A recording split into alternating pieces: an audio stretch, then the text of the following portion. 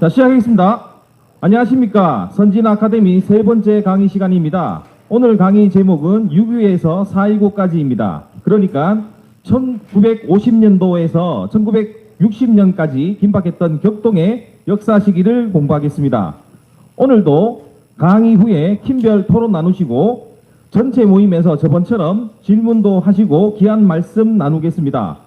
바로 세 번째 강의 6위에서 4.19까지를 청해 듣겠습니다. 오늘의 강연자 도태우 변호사님을 뜨거운 박수로 모시겠습니다. 네, 소개해 주신 강병준 남구위원님께 다시 한번 박수 부탁드립니다. 네, 감사합니다. 네, 안녕하십니까. 도태우입니다. 네, 이 귀한 주말 시간에 소중한 걸음해 주신 모든 분들께 감사드립니다. 예, 한 분 한 분 귀한 축복이 함께 하실 줄 믿습니다. 자, 오늘 특히 6.25부터 4.19까지는 우리 현대사 중에서 가장 어떻게 보면 부실하게 다루어지고 있는 부분입니다. 그래서 오늘 강의가 특별히 굉장히 많은 은혜로운 내용들이 있을 것으로 그렇게 생각됩니다. 그러면 우리가 처음에 우리 늘 이 책의 전체적인 방향을 제시해주고 있는 부분을 다시 한번 상기해보고 들어가겠습니다. 자, 선진국으로 갈수록 그 나라의 기초 이념이 무엇인지, 또 그 정당성이 어떻게 되는 건지, 또 언제 어떻게 어떤 사람들이 이것을 받들어서 국가를 세웠는지, 이런 교육을 중시한다. 그래서 이걸 바탕으로 애국심이 생긴다. 이렇게 이제 이영훈 교수님 강조하고 있습니다. 우리가 지난 2주간을 통해서 어떤 내용들을 우리가 학습했는지 한번 상기해 보도록 하겠습니다. 첫 주에는 우리 독립 세력이 여러 가지 있었는데 그 운동 세력 중에 국내 실력 양성파, 미국 자유민주 세력이 우리 대한민국 건국을 주도했다. 두 번째는 일정기에 민법 등 근대적 제도가 많이 도입, 시행되었다. 세 번째는 대한민국은 1988년까지 건국과 호국, 산업화, 민주화라는 나라 만들기 과정을 성공적으로 수행했다. 그리고 네 번째는 영국, 미국, 대한민국으로 이어지는 점진적인 자유문명 노선과 프랑스, 소련, 북한으로 이어지는 전복적인 기술 야만 흐름이 한반도에서 문명사적 대립의 최전선을 형성하고 있다. 이런 내용을 1주에 봤었고요. 2주에서는 대한민국 농지개혁은 근대적 자유민주 국민국가 기초를 형성했다. 경자유전, 중산층 기초가 됐습니다. 소련과 김일성이 한반도 분단을 주도했다. 이승만 대통령은 유일 정통성을 지닌 대한민국 건국을 이루어냈다. 네 번째, 공산주의 세력은 폭동과 반란으로 대한민국 건국을 저지하려 했는데 적법 절차를 무시한 친일파 청산을 자기들의 정통성 근거로 주장했다. 이런 내용입니다. 자, 그럼 이번 주에 대한 예비 질문이 있었습니다. 자, 전쟁 발발 책임, 또 휴전의 어떤 과제는 뭔가, 앞으로 50년대 정치 경제 한계는 뭔가, 4.19의 의의와 민주당 정부는 왜 좌절하게 되었는가, 이런 예습 질문들을 미리 드렸습니다. 자, 다음 우리 오늘 이번 시간에 다루어지는 가장 중요한 네 가지 어떤 주제를 살펴보겠습니다. 자, 첫 번째는 6.25는 유엔이 공산주의 침략에 맞서 싸운 유일한 전쟁이다. 그리고 두 번째, 다시 유엔이 나옵니다. 6.25는 공산주의에 대한 유엔의 승리로 확정돼야 한다. 두 번이나 나오는 거로 봐서 이번 주에 굉장히 주인공이 유엔이라는 예감이 강하게 듭니다. 자, 세 번째, 이승만 대통령의 권위주의 체제는 자유민주적 민족주의에 입각하여 신생 대한민국의 국가 정체성을 결정하였다. 자, 책에 나오는 그런 단어들이죠. 자, 네 번째, 4.19는 미완의 민족혁명이 아니라 한국인의 의식에 민주주의 가치를 각인했던, 미완이 아니고 그 자체로 완결된 민주혁명이었다. 우리 이영훈 교수님께서 강조하고 있습니다. 그럼 이상의 네 가지 내용을 바탕으로 우리 하나씩 자세히 한번 보겠습니다. 자, 첫 번째는 6.25는 유엔이 공산주의 침략에 맞서 싸운 유일한 전쟁이다라는 내용인데요. 자, 먼저 이걸 한번 보죠. 저도 사실은 직접 못 가봤어요. 부끄러운데 가봐야 될 것 같아요. 부산에 있는 유엔 기념공원, 세계 유일의 유엔군 묘지입니다. 그러니까 전 세계 어디를 가도 유엔군 묘지라는 데는 없어요. 우리 대한민국에 유일하게 있는 것입니다. 이 굉장히 특이한 일이죠. 유엔군이라는 이름으로 전쟁을 수행한 것이 우리나라밖에 없는 거예요. 남로지디아라는 곳에 한번 갈 뻔했는데 아주 아프리카 쪽에 미미했습니다. 자, 그러면은 이 유엔군 묘지에 보면 여기에 이제 카나다 국기, 이제 카나다 묘역이 있고 또 무명용사의 묘라고 해서 이렇게 참 누군지도 모르게 그 유엔군 시신을 수습해서 묘를 한 곳도 있고, 자, 여기는 영국군의 묘지인데 당시 영국군 많은 나라들이 그랬지만 상당수가 10대 후반이었다고 그럽니다.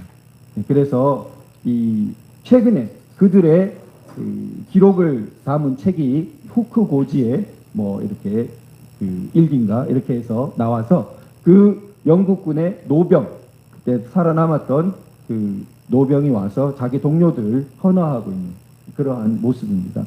그 중에는 여기 묻히고 싶다고 해서 이렇게 장엄한 식을 갖추고 이렇게 묻히는 분들도 있어요. 그런데 이 6.25가 사실 좌익학자 브루스 커밍스라는 사람은 자꾸 한국 사람들끼리의 내전으로 축소하려고 했습니다. 그런데 원래 6.25는 국제전적이었던 게 너무 그 당시 사람들에게 명백했고, 지금 뒤에 스탈린 극비 문서 해제를 통해서 그것이 거듭거듭 확인되고 있습니다. 그래서 스탈린의 말들을 보면 이게 이제 해제된 말들 속에 다 나오는데 김일성이 가서 조르는 것으로 나옵니다. 김일성과 박헌영이 가서 이제 그럴 때 스탈린이 하는 말입니다. 49년 3월에는 아직 그 4월에 남경을 함락시킵니다. 모택동 군대가. 그러니까 북한군이 아직 우위를 확보하지 못했다. 남치면 안 된다 이러다가 49년 8월에 이제 그 10월에 이제 중화인민공화국이 수립되는 그 사이 시점입니다. 중국 대륙에서 아주 공산당이 그 기세를 뻗치고 있을 때예요. 그러니까 조금 말이 바뀌었어요. 단기간에 전쟁을 끝낼 수 있을 정도는 아니다. 빨치산 투쟁 강화하고 전력을 증강하라. 자, 그 다음에 50년 1월에는 중국에서 이제 무너졌습니다. 장개석 군대는 대만으로 가고 중국이 모택동 수중에 들어갔습니다. 그래서 도울 준비가 되어 있으나 남침은 매우 심각한 문제이므로 더욱 철저히 준비해야 한다. 이렇게 나옵니다. 자, 미국의 그 참전 이런 부분이 가장 문제가 될 텐데요. 그 당시 그 장개석 군대가 쫓겨갈 때 그 미국이 돕지 않았단 말이죠. 그렇기 때문에 국제 환경이 유리하게 변하고 있다. 북한의 남침을 허락한다라는 취지가 들어갑니다.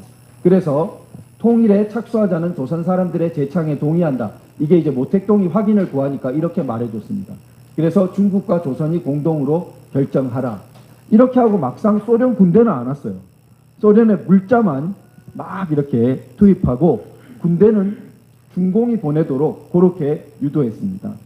그러니까 그 김일성이 스탈린을 조를 때 스탈린의 의중이 만약에 남침을 하는 것에 굉장히 꺼리는 거면 그 쪼르는 그런 행동을 하지 않죠.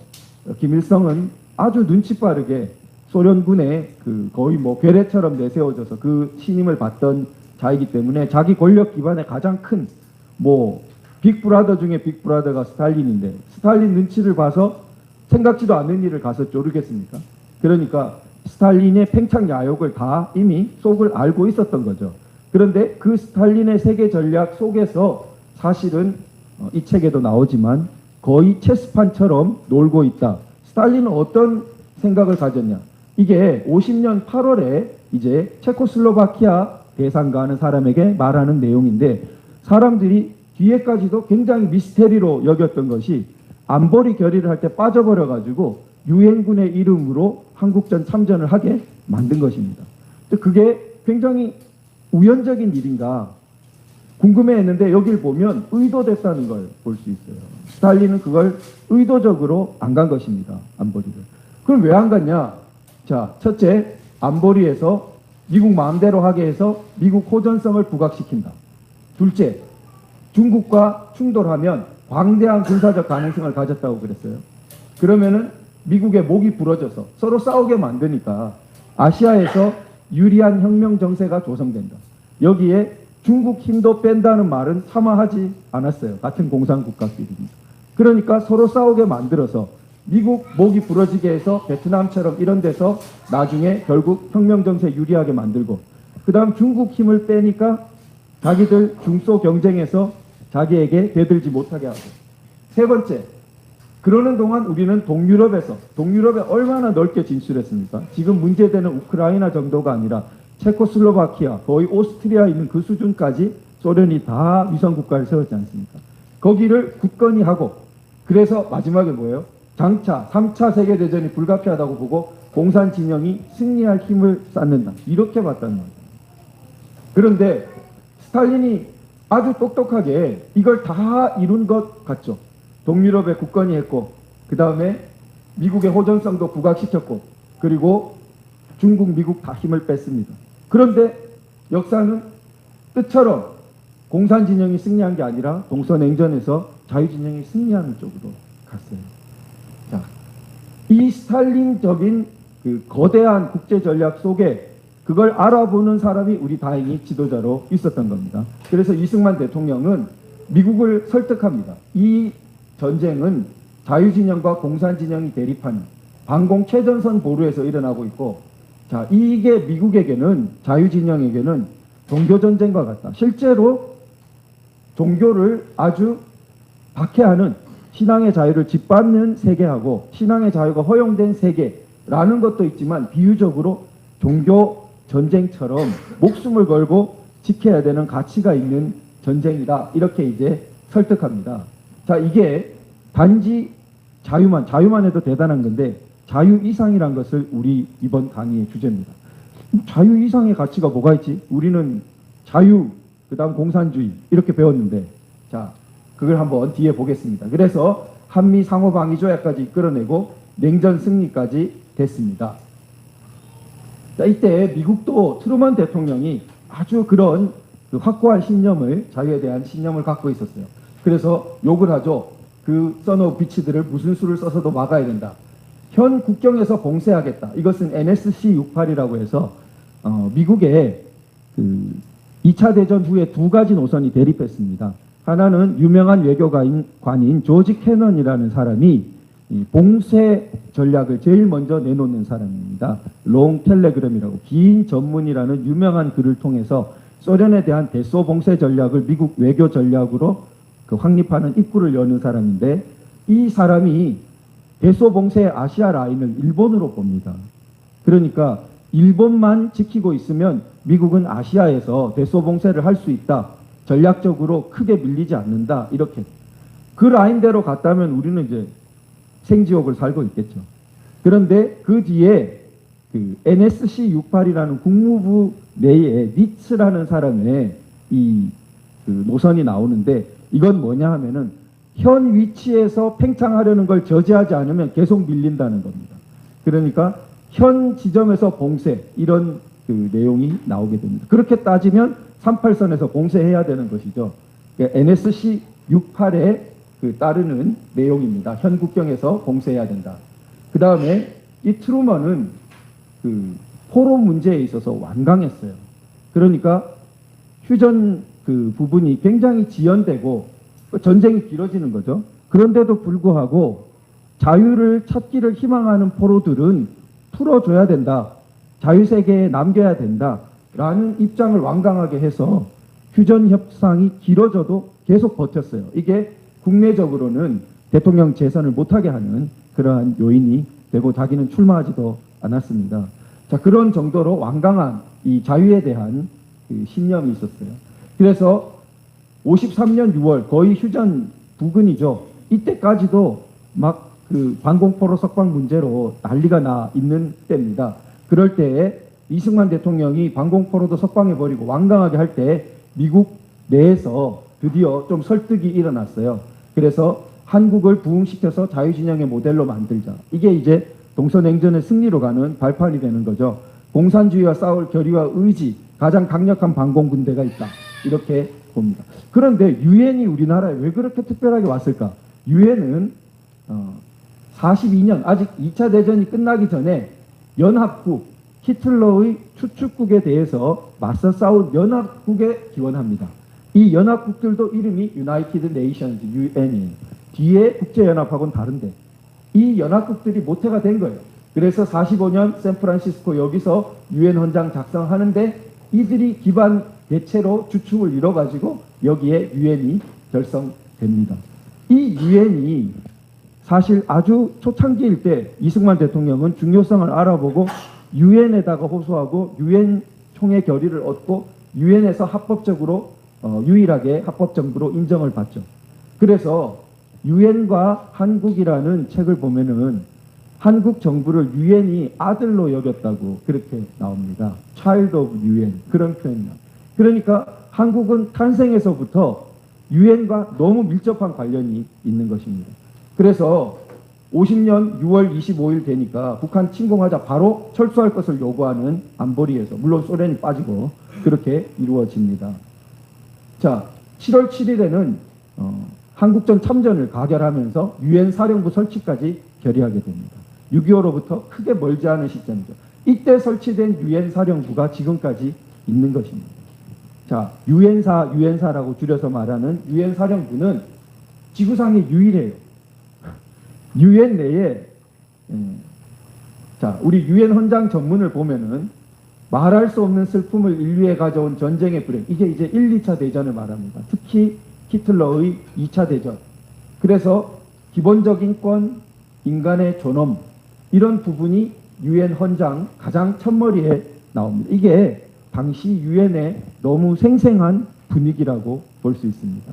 히틀러의 대학살이 있고 불과 한 5년 정도 지난 그것밖에 헌장은 3년이죠.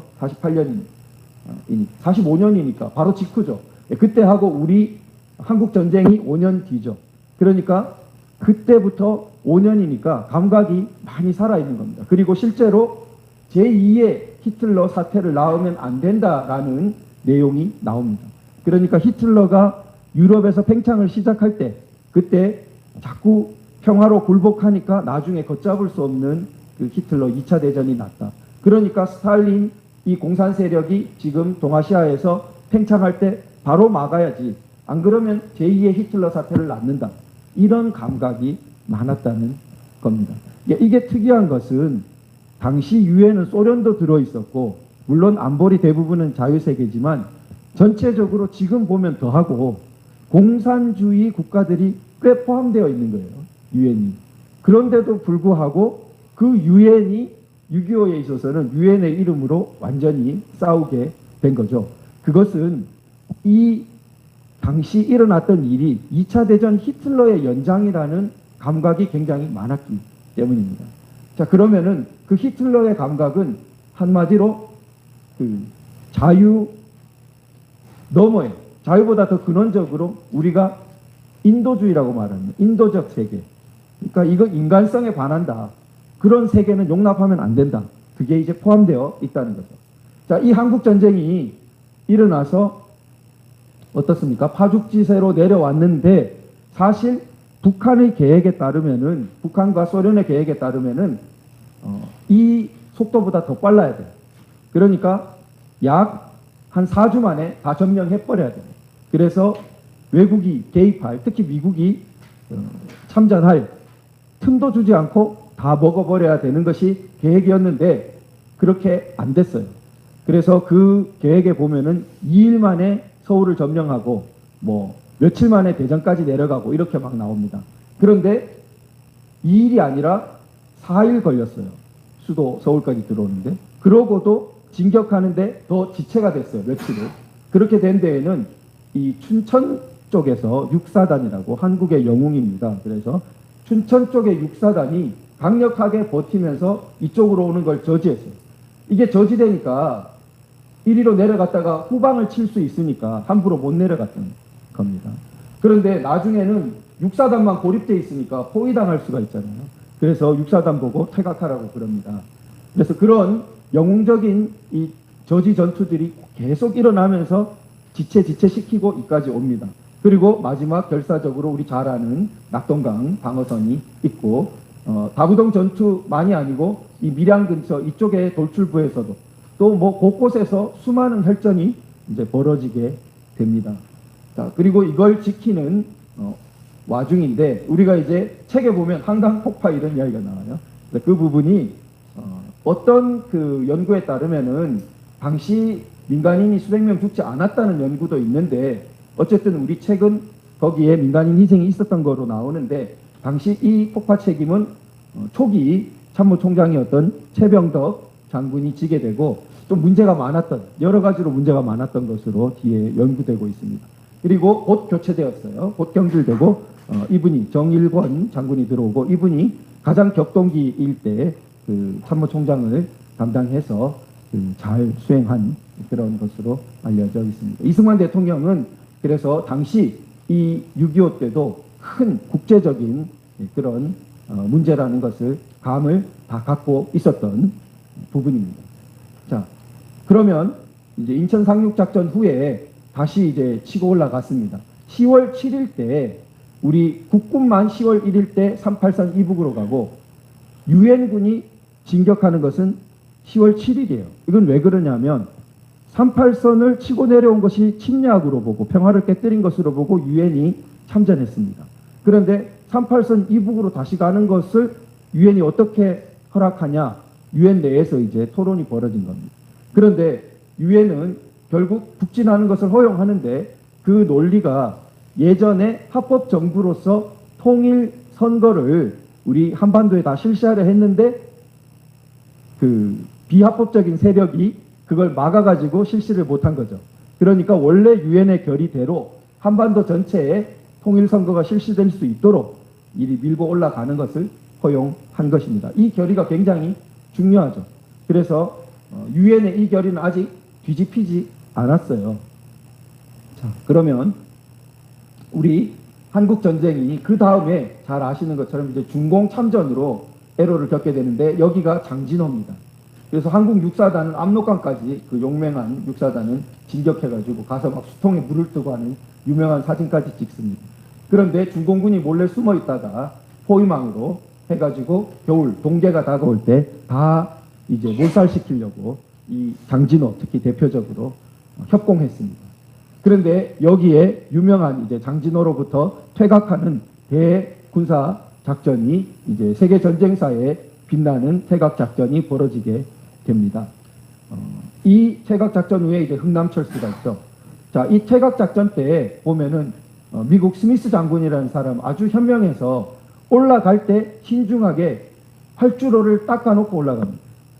활주로를 이 중간에 닦아놓고 올라갔기 때문에 나중에 여기 고립되었을 때 비행기가 날아와서 여기 작전을 펼 수 있게 됩니다. 그러니까 중공군을 아주 폭격으로 때리고 그러면서 우리 아군 병력은 희생이 적게 하면서 퇴각할 수 있었던 겁니다. 자, 그 다음에 여기 참 전설적인 미국 장군들이 많은데 해리스 장군은 부자가 다 참전했습니다. 그래서 아버지도 여기서 장군으로 싸우고 아들도 여기서 그 간부로 싸우다가 결국 이 장진호 밑에 있는 하갈 우리 북은 험한 지형에서 실종인데 실종은 거의 전사랑 마찬가지죠. 전사합니다. 그런 사람들이 많아요. 미국에. 자, 그래서 이런 끝에 우리가 이제 서울 수보까지 이루어지게 되는데 자, 우리 유엔군을 보면은 영미권 국가들이 가장 압도적입니다. 자, 미국이 거의 200만인데 미국 인구를 2억으로 보더라도 200만이 오려면 100명 중에 한 명이 옵니다. 우리 5천만인데 5천만 중에 군대를 50만 보내는 것과 같습니다. 군대 전체를 보내는 것과 같아요. 인구 비율로 봤을 때. 실제로 미국 지금처럼 그냥 이 뭐라죠? 자기 월급 받고 그 지원병 그게 아니라 의무병들이 대부분입니다. 징집된 의무병. 자, 그 미국, 그 다음에 영국, 세 번째가 캐나다. 자, 그리고 영미권으로 같이 움직이는 오스트레일리아. 다 영어 쓰는 나라들이죠. 뉴질랜드. 이렇게 그 미국, 영연방, 영어권 국가들이 가장 히틀러와 대립했던 나라들이죠. 대표적으로 참전하고 그 다음에 유럽 국가들, 베네룩스 3국으로 알려진 국가들이 다 참전합니다. 그래서 네덜란드, 그리고 보시면 다음에 벨기에, 룩셈부르크 세 나라가 모두 참전하는데 벨기에 1000만 국가에서 이만큼 보냅니다. 인구. 작은 나라에서도 다 룩셈부르크는 16만밖에 안 돼요. 지금. 그러니까 당시 한 10만 나라에서 군대를 보낸 겁니다. 자, 그리고 그 유럽권에 그리스도 참전하고 그리고 프랑스도 있고, 자, 비유럽권 국가들을 보면은 아시아에서 필리핀 그리고 태국 많이 참전하고, 중동권에서 이슬람 국가인 터키, 물론 좀 근대화가 되어 있는 국가지만 참전합니다. 자, 그리고 아프리카 국가에서 남아공, 에티오피아, 그리고 중남미에서 콜롬비아, 전 세계에서 다 왔죠. 안 온 대륙이 없습니다. 이처럼 전 세계 인류가 6.25에서 남침 세력하고 싸운 겁니다. 한 번밖에 없어요. 인류사에서 이렇게 된 것은 한 번밖에 없습니다. 이렇게 해서 대한민국을 지킨 거예요. 그러니까 제가 그 선거할 때 제가 뭐 마을이 키운 아이라고 제가 여러분들 도움을 많이 받았다고 말씀드렸었는데, 우리 한국이야말로 지구촌이 키운 아이입니다. 지구촌 전체가 한국을 낳고 한국을 지켜주고 키웠어요. 이 사명이 있겠죠. 그러니까 이런 나라는 없다는 거예요. 하나밖에 없어요. 그런데 그런 사실을 잊어먹으면, 망각하면은 비참한 그 처지가 되겠죠. 자기를 그렇게까지 전 세계가 키워줬는데 그걸 다 배은망덕하게 망각하고 자기 사명도 내팽개쳐버리면 안 되겠죠. 근데 우리가 사실 이제 되돌아보는 지점입니다. 자, 당시 덴마크는 이 병원 배를 보냈어요. 이게 떠다니는 병원이죠.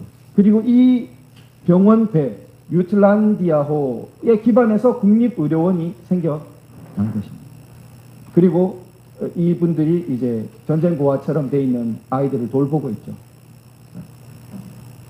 우리 다시 유엔 원장을 보면은 이게 인류의, 그러니까 인도적인 세계, 사람을 귀하게 여기는 것, 거기서부터 우리 6.25 참전이 이루어진 것을 볼 수 있습니다. 실제로 그때 장진호에서 퇴각하는 미군 부대를 많은 사람들이 따라왔는데 좌익들은 핵전쟁 날까봐 따라갔다고 모함합니다. 그런데 실제 참전했던, 우리 의무병으로 참전했던 나중에 가톨릭 의대 교수가 된 분이 증언하는데, 자기도 놀란 게 그때 이제 미군 그 의무 막사에서 아주 중상을 입은 미군들이 이렇게 있었는데 난산을 겪고 있는 산모가 왔습니다.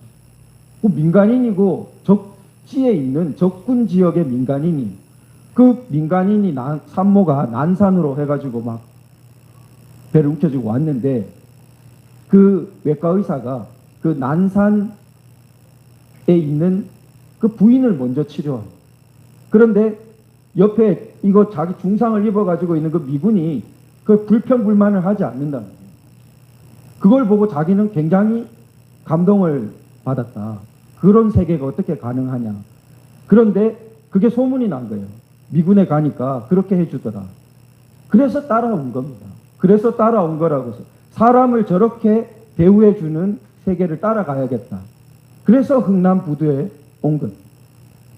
그러니까 한 사람 한 사람을 소중히 여기는 세계가 있고, 사람을 아주 그냥 도구로 봐버리는, 그런데 말은 사람 중심이라 그러고 헌법에다 사람 중심 국가라고 하고 그런 세계가 있는데, 그게 부딪힌 게 6.25예요.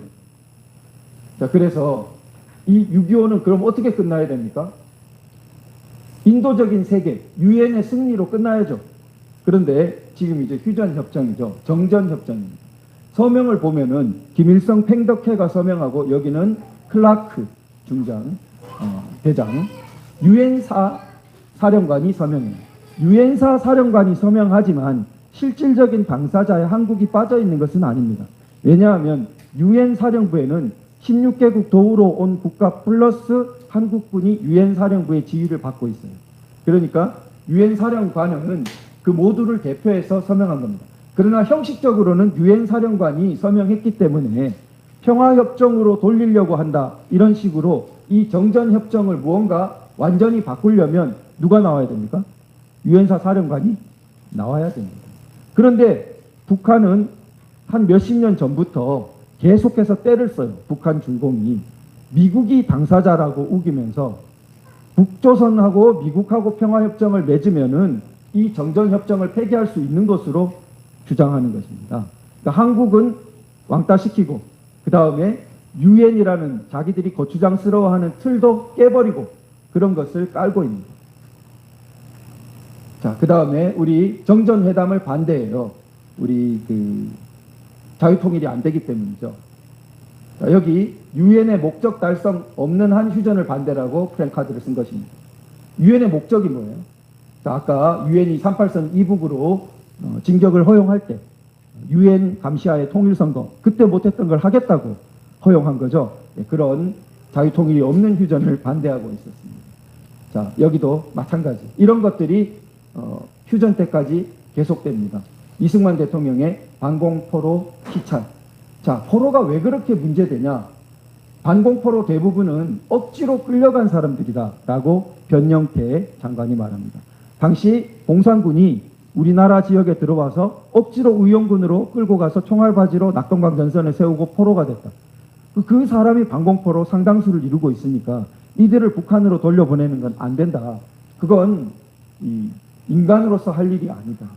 즉 자유의 가치, 인도주의, 인간애 이런 부분, 한 사람을 소중히 여기는 것, 이게 계속 깔려 있는 것입니다. 트루먼 대통령 역시 그걸 강조해요.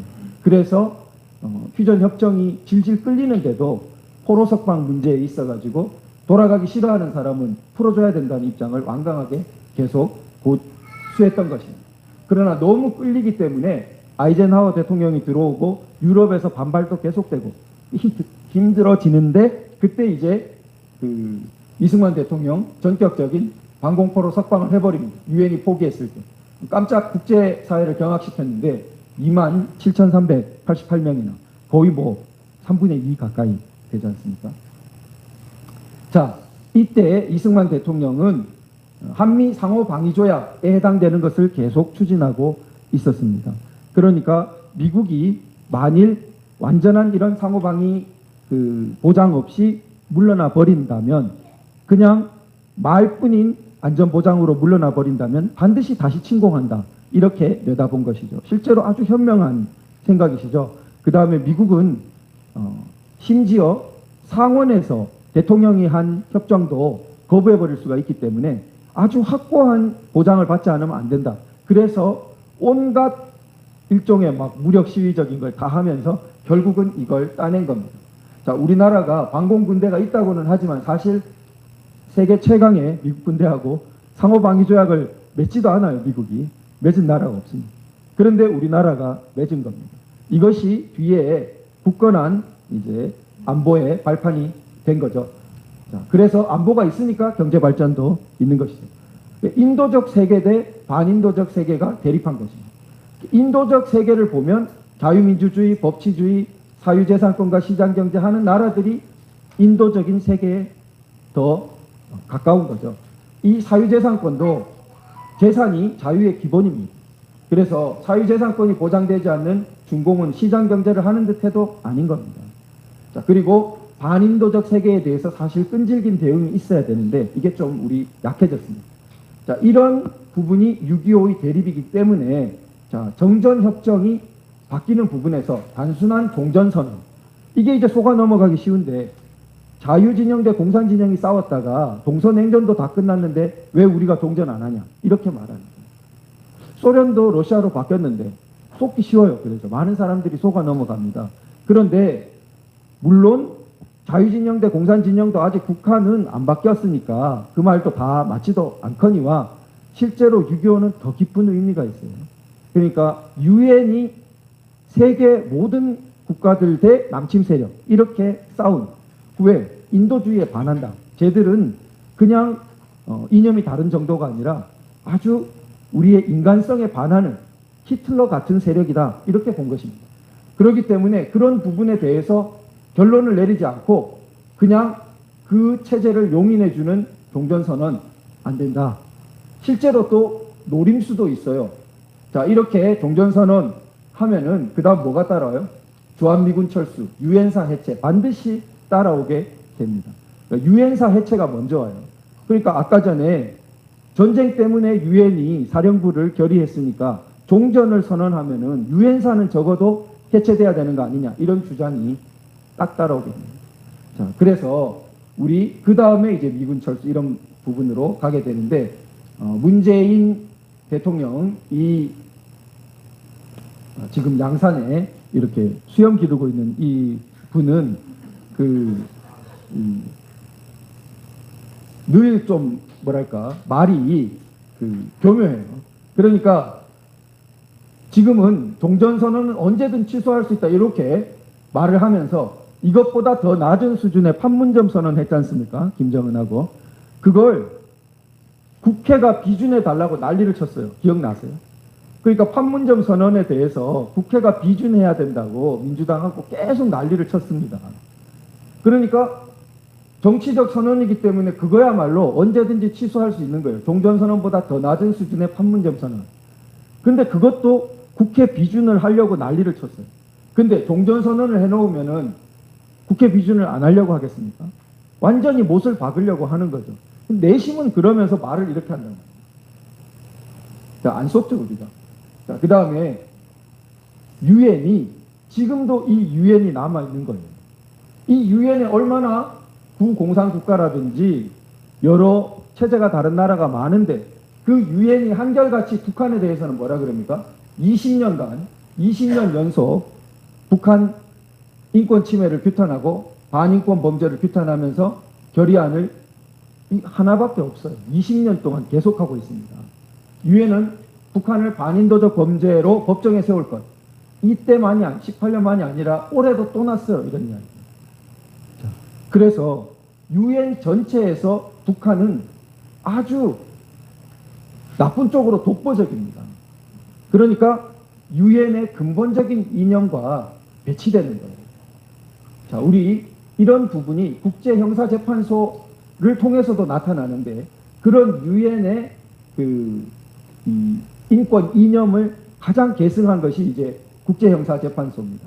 국제형사재판소는 4가지 종류 범죄를 다루는데 북한이 안 걸리는 게 없어요. 6.25로 이 평화를 깨뜨리고 침략한 것, 그리고 6.25 당시에 민간인도 학살하고 즉결 처분하고 의용군 강제동원 다 전쟁 범죄에 해당됩니다. 그리고 지금도 당시 민간인 납치해 가서 돌려주지 않고 강제 수용소, 정치범 수용소 운영하고 다 반인도 범죄에 해당됩니다. 북한이 저지르는 반인도 범죄는 이 밖에 끔찍한 고문, 그리고 뭐 식량을 통한 사람들의 아주 기본적인 인권 탄압 수도 없이 거기 반인도 범죄 한 항목 10몇 개에 다 나옵니다. 다 걸려요. 성적인 거 뭐 다 걸려요. 그리고 심지어는 히틀러의 인종학살에 거의 준하는 일부분의 한 사회 구성 부분을 완전히 멸절시키려고 하는, 기독교인을 멸절시키려고 해요. 이것도 인종은 아니지만 구분되는 한 사회의 집단이죠. 종교 집단을 아주 멸절시켜버리려고 하기 때문에 제노사이드적입니다.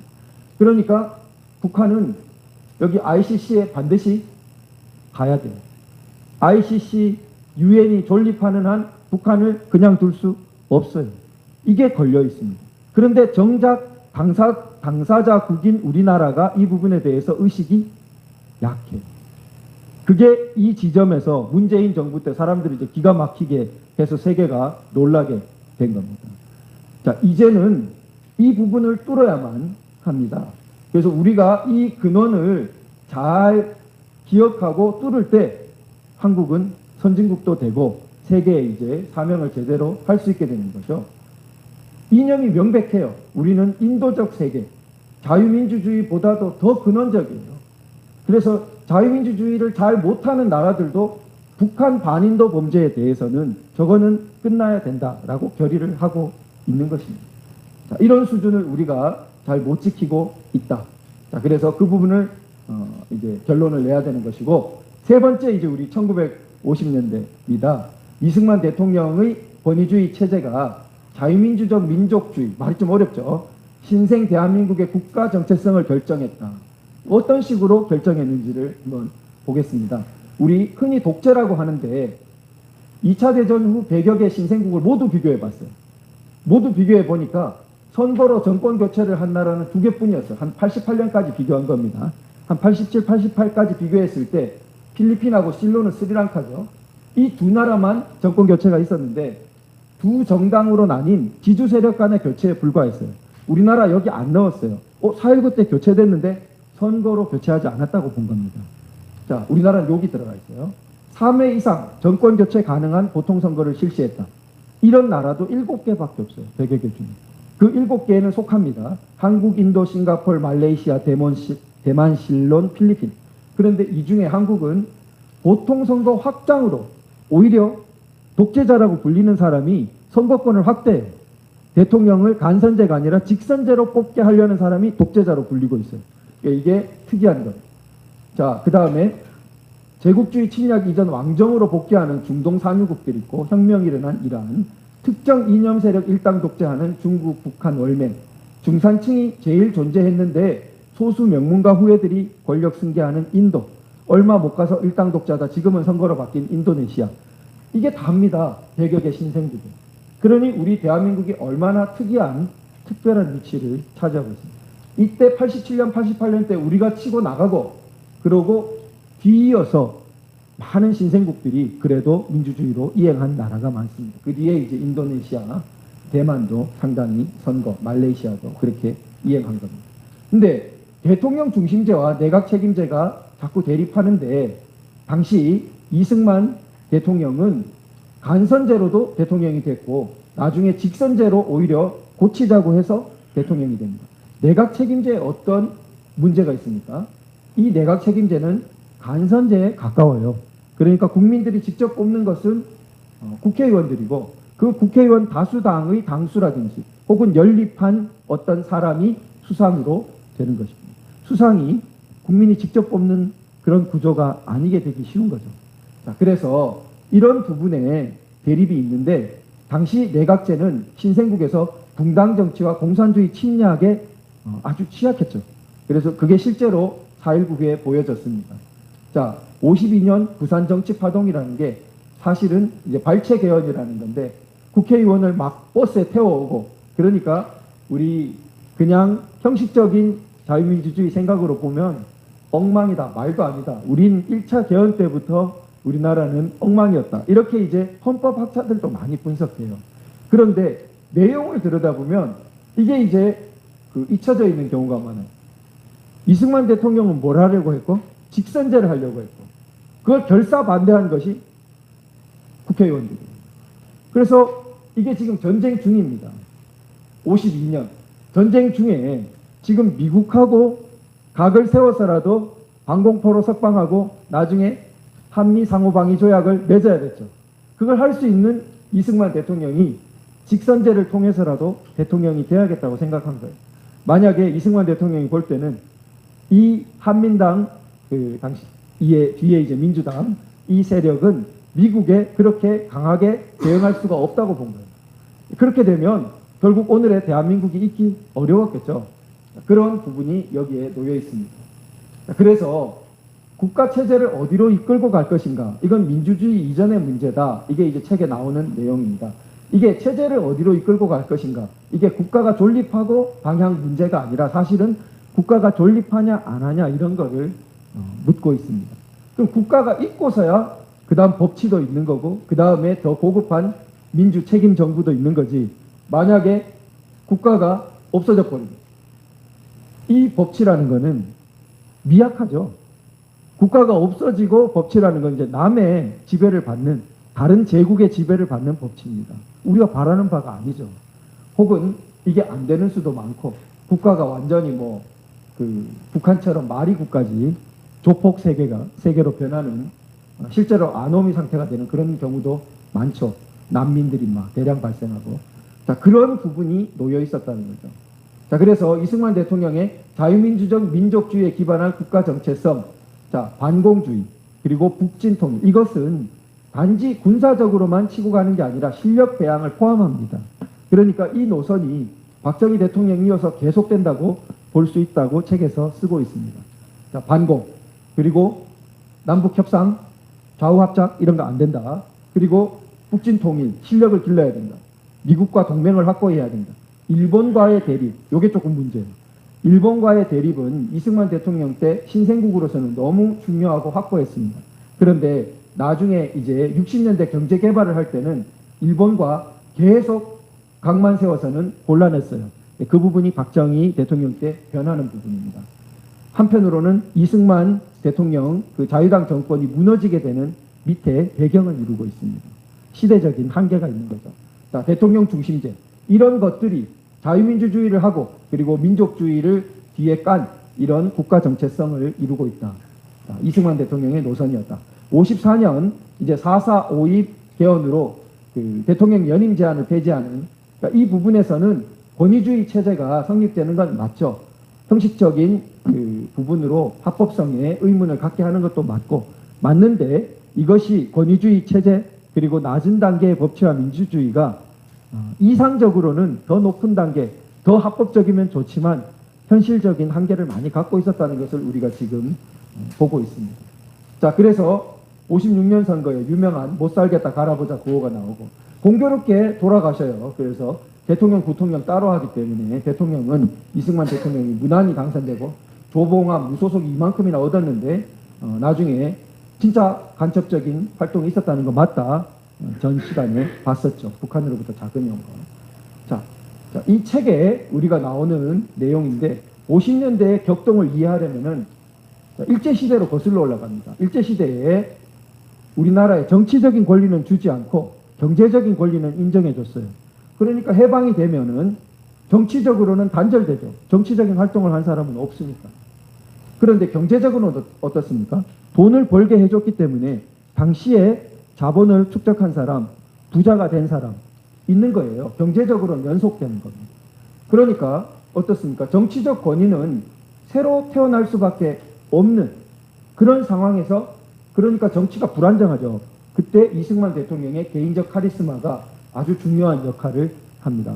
그러니까 나라를 그 뭐 까마득한 고종 때부터 싸워가지고 독립운동 한평생 한 건국의 원훈 그러니까 이승만 대통령의 카리스마가 정치적인 결속에 아주 중요한 역할을 했던 거죠.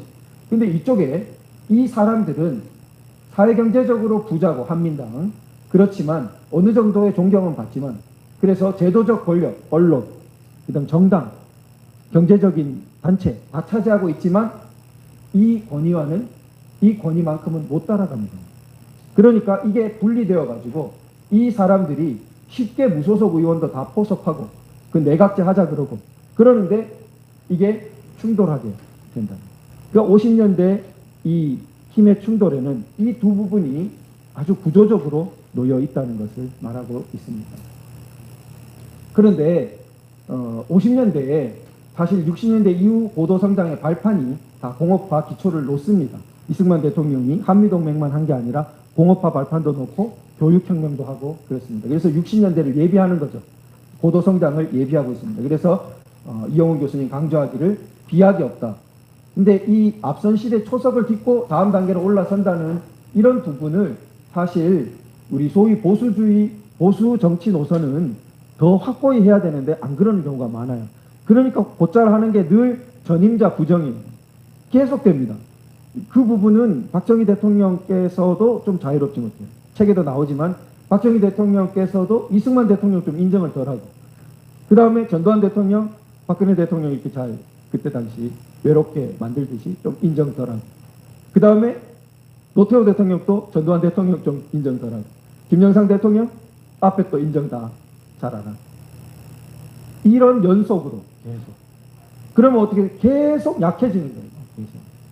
정반대로 바꿔야 됩니다. 다 긍정할 부분이 있기 때문에 부정할 부분은 부정하더라도 다 긍정할 부분을 긍정하는 쪽으로 그 발판 없이 어떻게 다음이 있었습니까?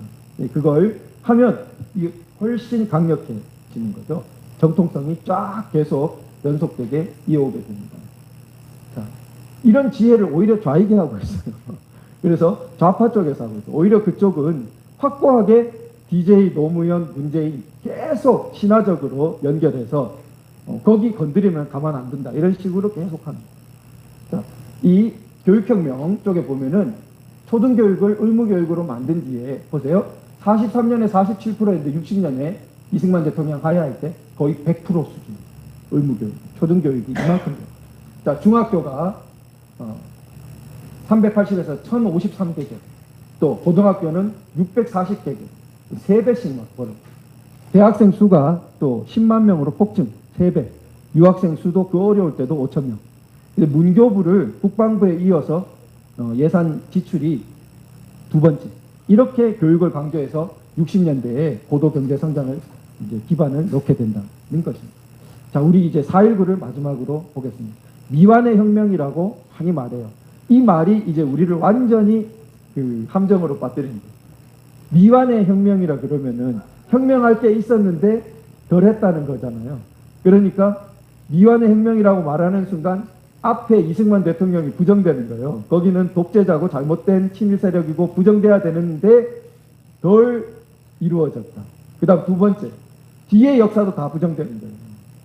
미완의 혁명이니까 완성하는 혁명이 언젠가 일어나야 되는데 아직도 미완의 혁명이라 그러면 그 뒤 역사가 다 부정되는 거죠. 미완의 혁명이라는 한마디로 우리를 다 어느 틈에 대한민국 정통 라인에서 바깥으로 끌고 가버리는 거예요. 무서운 프레임이에요.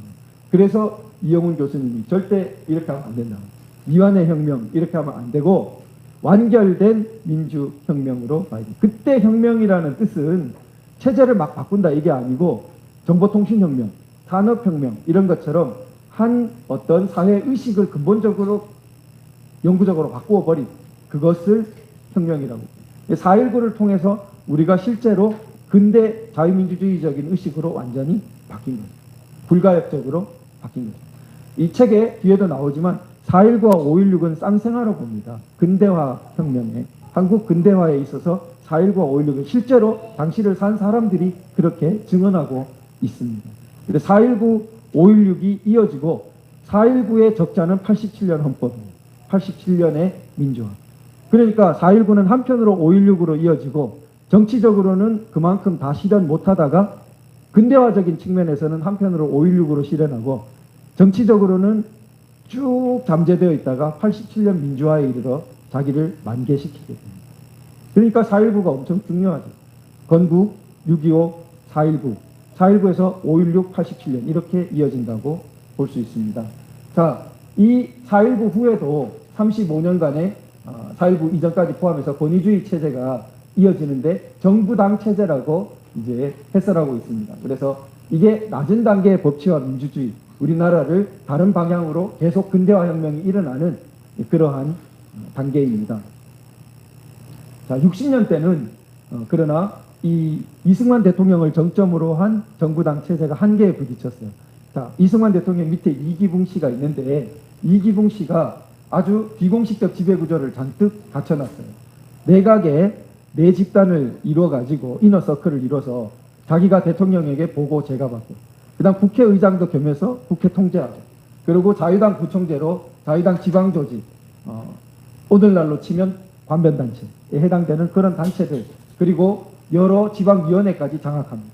이래 돼 있다가 부정선거로 난리가 난 겁니다. 그래서 이제 4.19가 벌어지게 되죠.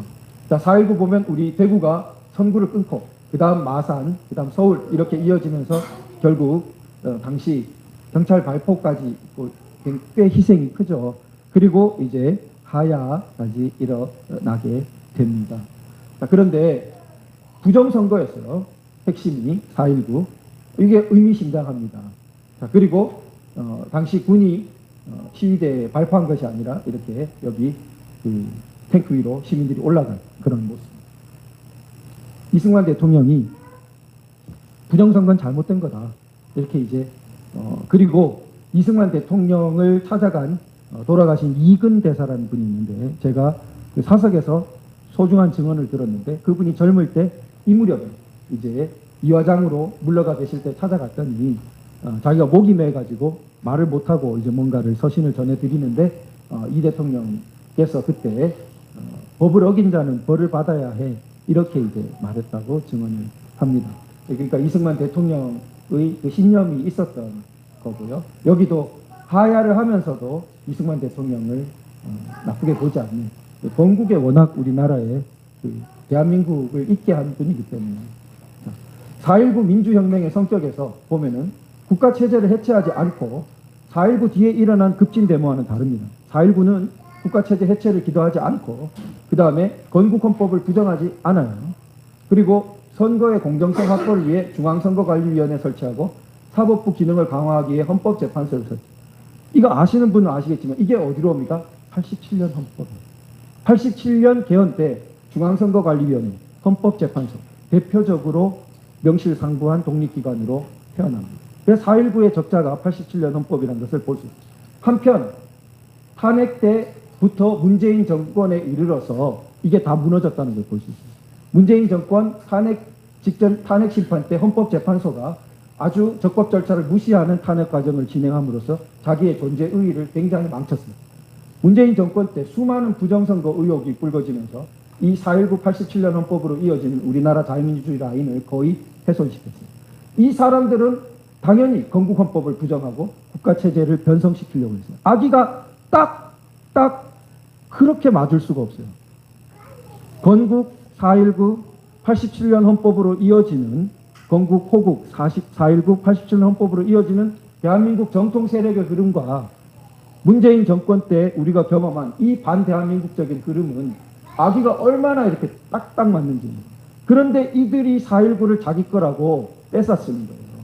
4.19를 미완의 혁명이라 그러고 4.19에 5.18, 4.19에 붙여서 6월 항쟁 그러면서 그걸 마치 체제 변성을 기도하는 우리 건국 이념을 달리하는 그런 쪽으로 나아가는 흐름으로 동학농민혁명부터 시작해 난리를 이렇게 제주 4.3으로 막 그렇게 해서 연결한단 말이죠. 바로 그런 부분에서 우리는 나쁜 백신 말고 확실한 바이러스, 우리 바이러스 퇴치 백신, 우리 이영훈 교수님 대한민국 역사 인정된 천연두 백신처럼 좋은 백신, 우리 이걸 맞고 건강해져가지고 절대 그런 나쁜 바이러스에 넘어가지 않고 사람들에게 이런 백신을 많이 맞게 해가지고 백신들이 좀 이상하다 요즘. 그 아동 그 천연두 백신처럼 좋은 백신이잖아요. 그래서 우리나라를 살려요. 이 4.19 후에 학생들이 이러고 있다 이거예요. 데모 만능 시대가 돼요. 교사 점검 반대. 자, 그래서는 국회의사당에 난입해가지고 법을 바꾸 이런 사태가 벌어요. 이 국가가 되겠습니까 이거는? 자, 그러니까 가만 안 있죠. 반해세 민족주의, 남북협상, 즉각 남북협상, 중립화 통일 막 나옵니다. 그러니까 대한민국이 막 무너져 간다니. 남조선 혁명론에 부합하죠. 자기들 막 이런 민중민족 혁명하게 하고 그 다음에 합작해서 통일국가 만들자. 자, 그래서 우리 체계, 국가체제를 어디로 이끌고 갈 것인가는 민주주의 이전 문제다. 장면 정부가 4.19 후에 들어서서 신생국의 국가체제에 대한 근본적인 도전, 이건 완전히 건국 이념을 다 허물고 있잖아요. 국가 정체성을 파괴하고 있죠. 이거를 돌파할 의지를 보이지 않자 그 위기에 대응한 세력은 9,000명이 유학한 최대, 아까 유학생 5,000명이었죠. 군부는 9,000명이 유학했습니다. 미국이 안보를 지키기 위해서 군간부들을 9,000명 유학시켰습니다. 그러니까 당시 한국 내에서 가장 조직적으로 엘리트 집단이 되어 있었던 것이 군부였습니다. 그러니까 이 군부가 나라가 무너져가는 상태에서 터키를 모범으로 해가지고 근대화 혁명을 해야겠다. 이렇게 나서는 상황이 조성되었던 것입니다. 여기서 국가, 법치, 책임 정부의 구도를 우리가 볼 수 있습니다. 자, 오늘을 이제 정리해보죠. 첫째, 6.25는 유엔이 싸웠어요. 자, 우리가 물론 포함됐습니다. 그 정도로 전 세계적인 싸움입니다. 자, 유엔, 그런 6.25는 우리 인도적인 세계, 유엔을 대표로 해서 그래서 반인도적인 공산주의, 대표적인 북한, 인류의 공적인 북한 반인도 범죄 체제를 끝내는 승리로 확정되어야 되고 세계사적인 기념비를 이루어야 되고 우리 대한민국의 사명입니다. 자, 우리 이승만 대통령의 권위주의 체제는 당시에 많은 한계가 있었는데 자유민주적 민족주의에 입각해서 그러나 신생 대한민국이 나아갈 바를 다 이때 확립하고 사실 대부분 계승해서 오늘날이 있게 됩니다. 4.19는 미완의 혁명이 아니고 한국인의 의식에 민주주의를 각인한 민주혁명이었다. 그래서 5.16 87년 헌법으로 이어지게 됩니다.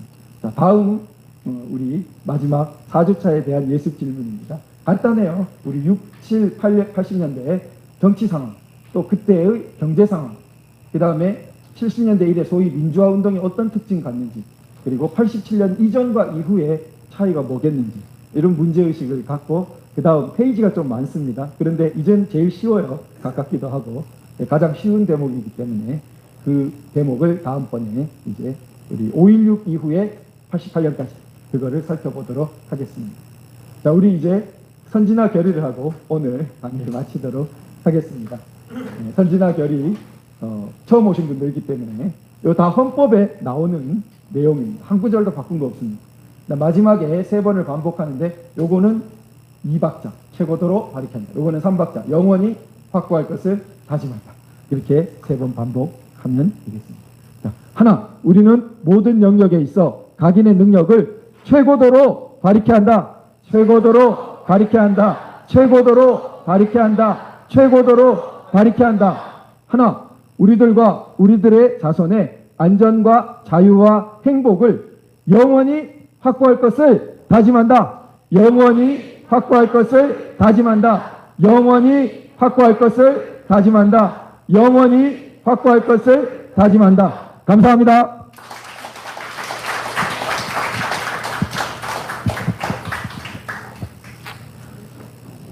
오늘 열강을 해주신 도태우 변호사님께 다시 한번 큰 박수 부탁드리겠습니다.